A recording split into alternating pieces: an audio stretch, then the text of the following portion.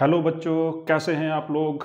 उम्मीद करता हूं कि पूरे जोश में होंगे और पूरे जुनून में होंगे और डटे होंगे अपने एम के लिए। प्यारे बच्चों, आज हम राइबोजाइम के बारे में पढ़ेंगे।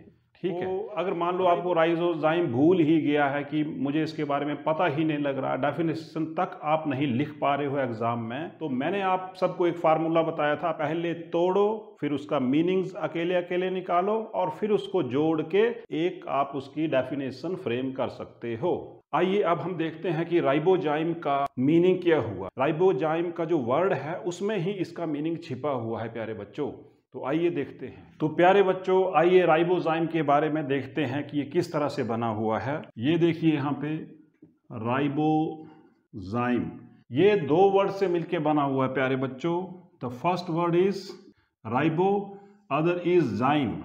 Ribo means ribonucleic acid, that is RNA, और जाइम्स मीन एंजाइम। तो ये वर्ड कैसे बना हुआ मिला हुआ यहाँ पे, यहाँ से लिया हमने राइबो और यहाँ से लिया हमने जाइम, तो फिर इसको क्या बना दिया प्यारे बच्चों यहाँ पे, राइबोजाइम। तो इसके नाम से ही क्लियर है कि राइबोजाइम एक ऐसा मॉलिक्यूल RNA का जो एंजाइम के रूप में काम कर रहा है और एंजाइमेटिक एक्टिविटी को परफॉर्म कर रहा है। Ribozyme was discovered by Thomas Cech and Sidney Altman in 1981 and 82।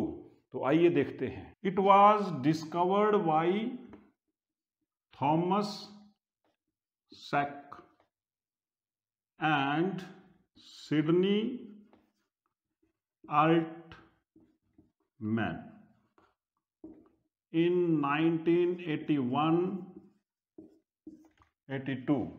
The term ribozyme was coined by Kelly Kruger.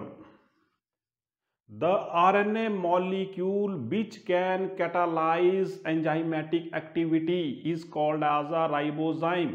ऐसा RNA का मॉलिक्यूल जो एंजाइम की तरह काम करे उसको हम राइबोजाइम बोलते हैं, सिंपल भाषा में प्यारे बच्चों। अब हमने राइबोसोम की स्ट्रक्चर बहुत डिटेल में देखी थी, उसमें स्मॉल सब यूनिट था, उसमें लार्ज सब यूनिट हमने देखा था। जो हमारा राइबोसोम है उसके लार्जर सब यूनिट में हमारे पास एंजाइम होता है, पेप्टिडाइल ट्रांसफेरेज। अब हम ये बोल तो रहे हैं कि हमारे पास एंजाइम होता है, जहां पे पेप्टिडाइल ट्रांसफेरेज एंजाइम जो है वो पेप्टाइड बॉन्ड बनाता है। ये हम डायग्राम में पहले पूरा देख चुके हैं। ओके प्यारे बच्चों, हमेशा याद रखो कि पेप्टिडाइल ट्रांसफेरेज एक्टिविटी जो है वो कोई भी प्रोटीन, राइबोसोमल प्रोटीन उसको मेडिएट नहीं करती। ठीक है, उसको उसकी वजह से वो नहीं होती है।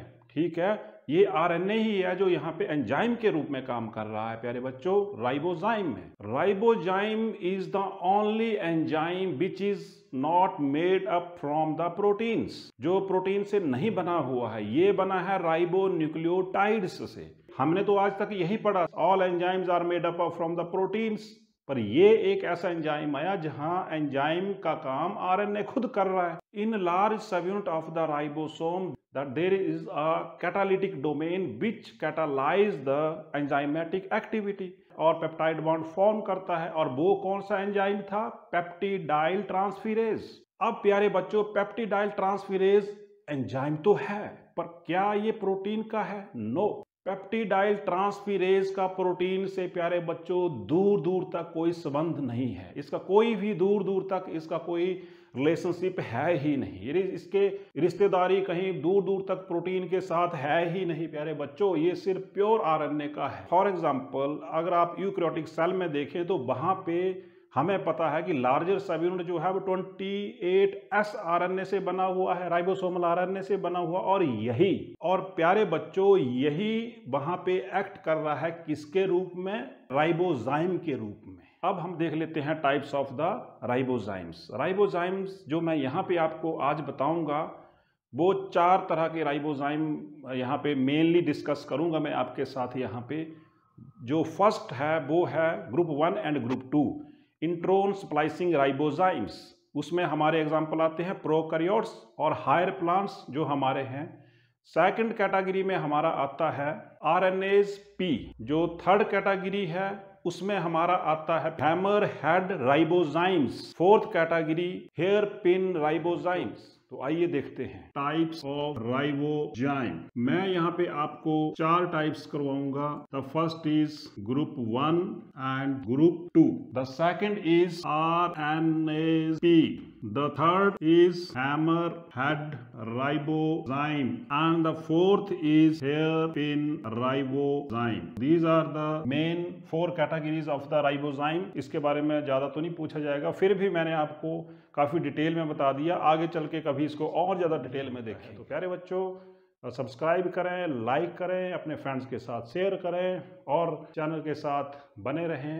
नेक्स्ट वीडियो में फिर मिलते हैं एक नई चीज़ के साथ, एक नए जोश के साथ और बहुत सारे फैक्ट्स एंड फिगर के साथ। तब तक के लिए जय हिंद। तो प्यारे बच्चों, आज के लिए इतना ही। मिलते हैं जल्दी ही अगले वीडियो। तब तक स्वस्थ रहें, खुश रहें और पूरे जोश में रहें।